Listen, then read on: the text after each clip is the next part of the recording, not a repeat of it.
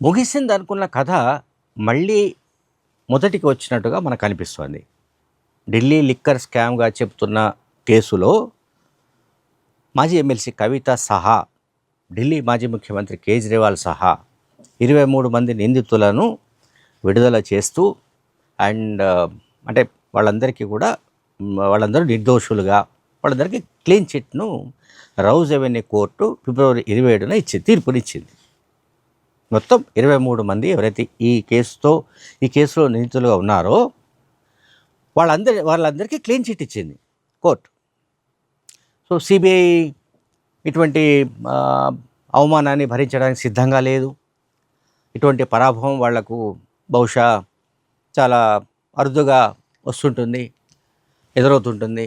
అందువల్ల సిబిఐ ఏం చేసిందంటే వెంటనే ఢిల్లీ హైకోర్టులో కేసు వేసింది, పిటిషన్ వేసింది.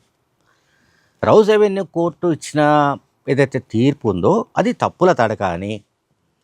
పైగా రౌజ్ అవెన్యూ కోర్టు ఏం చెప్పింది, అసలు ఈ కేసులో సాక్ష్యాధారాలు లేవు, అప్రూవర్ల వాంగ్మూలాలను బేస్ చేసుకొని కేసునంతా నడిపించారు కనుక ఈ అవకతవకల దర్యాప్తు జరిపిన అసలు ఆ సిబిఐ అధికారిపైనే దర్యాప్తు జరపాలని కూడా రౌజ్ అవెన్యూ కోర్టు ఆదేశాలు జారీ చేసింది. దీంతో సిబిఐకి భగభగ మండిపోయింది. సిబిఐ చేసి ఢిల్లీ హైకోర్టులో దీనిపైన సవాల్ చేస్తూ పిటిషన్స్ దాఖలు చేసింది. దాంతో తాజాగా సిబిఐకి చెందిన ఇద్దరు అధికారులు హైదరాబాద్లోని బంజారాహిల్స్లోని కవిత నివాసానికి వచ్చి ఆమెకు నోటీసులు ఇచ్చారు. సో కవిత అండ్ ఆమెతో పాటు నిందితులుగా ఈ లిక్కర్ కేసులో ఉన్న 23 మంది కూడా ఈ నెల 16వ తేదీన ఢిల్లీ హైకోర్టులో జరగనున్న విచారణకు హాజరు కావాల్సి ఉంది. ఆ మేరకు ఈ నోటీసులను సర్వ్ చేశారు. అయితే 16న వీళ్ళు హాజరవుతారా, హాజరు కాకుండా వీళ్ళ తరపున న్యాయవాదులు ఎవరైనా మాట్లాడే అవకాశం ఉందా ఏమిటనేది మనం చూడాల్సిన అవసరం ఉంది. మార్చి 16న కేసు ఉంది. ఢిల్లీ రౌజ్ అవెన్యూ కోర్టు ఫిబ్రవరి 27న ఏం చెప్పిందంటే ఈ అభియోగాలన్నీ వీళ్ళపైన అందరి అంటే అరవింద్ కేజ్రీవాల్ అండ్ కవిత, మనీష్ సిసోడియా వీళ్ళందరిపై ఉన్న అభియోగాలకు ఎటువంటి ఎవిడెన్సెస్ లేవు. వీళ్ళు ఈ కేసులో నిందితులనే చెప్పడానికి సంబంధించి ఏ రకమైన ఆధారాలు కూడా సమర్పించడంలో సిబిఐ విఫలమైందని కూడా రౌజ్ అవెన్యూ కోర్టు వ్యాఖ్యానించింది. సాక్ష్యాలు లేవు, అలాగే ఛార్జ్షీట్లో సరైన ఆధారాలు లేవు. దాదాపు 4-5 ఏళ్లుగా సాగుతున్న ఈ కేసులో నిందితులు తప్పు చేశారని చెప్పడానికి పక్కా సాక్ష్యాధారాలు చూపడంలో సిబిఐ విఫలమైందని కోర్టు వ్యాఖ్యానించింది. సరే, ఆ తర్వాత ఢిల్లీ మాజీ ముఖ్యమంత్రి కేజ్రీవాల్ ఏం మాట్లాడారో చూసాం. అలాగే మాజీ ఎమ్మెల్సీ కవిత స్పందిస్తూ ఈ తీర్పు తన పాలిట నైతిక విజయంగా కూడా ఆమె చెప్పుకున్నారు. ఆమె 2024లో అరెస్ట్ అయిన తర్వాత ఆల్మోస్ట్ 5.5 నెలల పాటు తిహార్ జైల్లో ఉండి వచ్చారు. సో తిహార్ జైల్లో ఆమె ఏ రకంగా బాధలు అనుభవించారు ఏమిటనేది చాలా సందర్భాల్లో మీడియా కూడా చెప్పారు. తనను, తన కుటుంబాన్ని 5.5 నెలల పాటు జైల్లో ఉంచి మానసిక క్షోభకు గురి చేసినట్లుగా ఆమె ఈ కేసు తీర్పు వచ్చిన తర్వాత ఆమె వ్యాఖ్యలు చేశారు. ఈ రాజకీయ కక్షతో పెట్టిన కేసు అని కూడా ఆమె చెప్పారు. సిబిఐ ఛార్జ్షీట్లో ఓవరాల్గా ఏంటంటే మెరిట్ లేదని రౌజ్ అవెన్యూ కోర్టు చెప్పింది. అంటే కేసులో ఏ కేసు అయినా సరే ఛార్జ్షీట్ దాఖలు చేసిన తర్వాత ఆ ఛార్జ్షీట్లో ఉన్న నిందితులకు సంబంధించిన పక్కాగా ఎవిడెన్సెస్ ఉండాలి. వాళ్ళు నిందితులని చెప్పడానికి, ఆ కేసులో వాళ్ళు తప్పులు చేశారని చెప్పడానికి సరైన ఆధారాలు కోర్టుకు చూపడంలో సిబిఐ ఎందుకు విఫలమో మనకు తెలియదు. అంటే దీన్ని బట్టి మనకు ఏమర్థమంటే ఈ కేసులో ఆధారాలు లేకపోయినా కవిత కానీ కేజ్రీవాల్ కానీ మరికొంతమంది కానీ ఎవరైతే నిందితులు ఆరోపిస్తున్నారో, అంటే రౌజ్ అవెన్యూ కోర్టు తీర్పు వచ్చిన తర్వాత వాళ్ళు చేసిన ఆరోపణలు నిజమని అర్థమవుతుంది. అంటే పొలిటికల్గా రాజకీయ కక్షపూరితంగానే ఈ లిక్కర్ కేసు అంటూ ఒక దాన్ని తయారు చేసి దీంట్లో వీళ్ళందరినీ అరెస్ట్ చేసినట్టుగా వాళ్ళందరినీ జైళ్ళలో పెట్టినట్టుగా మనం అర్థం చేసుకోవాలి.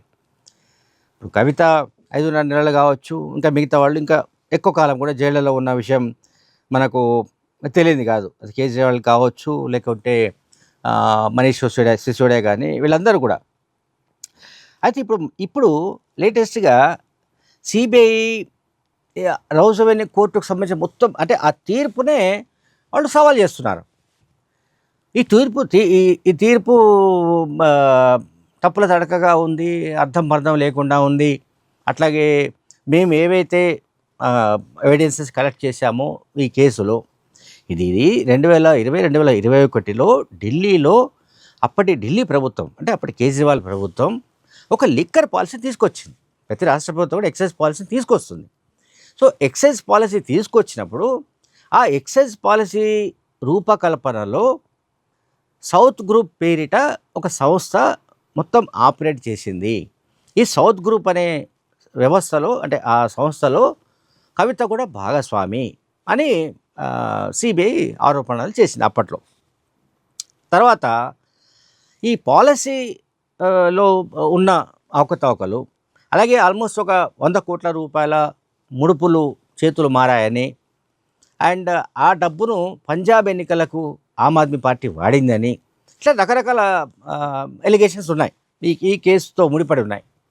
బట్ వీటికి సంబంధించిన ఏవి కూడా వీళ్ళు సిబిఐ ప్రూవ్ చేయలేకపోయిందన్నది రౌస్ అవెన్యూ కోర్టు తెలిపింది.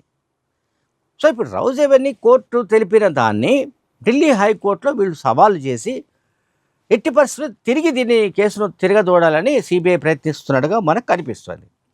సో ఫైనల్గా ఢిల్లీ హైకోర్టు ఏ రకమైన నిర్ణయం తీసుకునే అవకాశం ఉంది, ఆ తర్వాత ఒకవేళ ఈ కేసులో ఉన్న ప్రోగ్రెస్ అంటే ఇప్పుడు రౌస్ అవెన్యూ కోర్టుకు కనిపించని ఆధారాలు, లేకుంటే రౌస్ అవెన్యూ కోర్టు కనిపెట్టని సాక్ష్యాధారాలు ఏమైనా మరి ఢిల్లీ హైకోర్టు కనిపెట్టే అవకాశం ఉందా? ఈ నిందితులు నిజంగానే తప్పు చేసినట్టుగా ఢిల్లీ హైకోర్టు ఏమైనా వాళ్ళకేమైనా ఆధారాలు లభిస్తాయా ఏమిటనేది మనకు తెలియదు. ఒకవేళ అటువంటిది జరిగింది అనుకుందాం, ఈ కేసు మళ్ళీ ప్రొలాంగ్ అవుతుంది. ఆ తర్వాత మళ్ళీ వీళ్ళు నిందితులు సుప్రీంకోర్టు గడప తొక్కే అవకాశాలు ఉన్నాయి. సుప్రీంకోర్టు ఆశ్రయించే అవకాశాలు ఉంటాయి.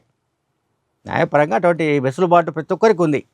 ఇప్పుడు రౌస్ అవెన్యూ కోర్టులో తమకు వ్యతిరేకంగా తీర్పు వచ్చిందనే ఉద్దేశంతో సిబిఐ ఢిల్లీ హైకోర్టు ఆశ్రయించింది. సో ఢిల్లీ హైకోర్టులో తమకు వ్యతిరేకంగా ఒకవేళ ఏదైనా నిర్ణయం వచ్చింది అనుకుందాం, వీళ్ళకి వ్యతిరేకంగా ఎవరు కేజ్రీవాల్ అండ్ కవిత, మనీష్ సిసోడియా వీళ్ళందరికీ వ్యతిరేకంగా, అప్పుడు వీళ్ళంతా నెక్స్ట్ కోర్టు హయ్యర్ కోర్టు ఏంటంటే సుప్రీంకోర్టు.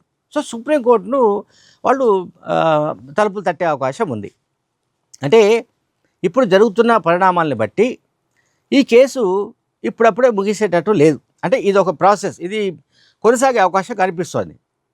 ఢిల్లీ హైకోర్టులో ఎంతకాలం విచారణ జరుగుతుందో తెలియదు, వాదోపవాదాలు ఎంతకాలం జరుగుతాయో తెలియదు. ఆ తర్వాత నేను చెప్పినట్టుగా సుప్రీంకోర్టు దాకా కూడా కేసు వెళ్ళే అవకాశం ఉందా అనేది కూడా మనం చూడాల్సిన అవసరం కనిపిస్తోంది. Thank you very much.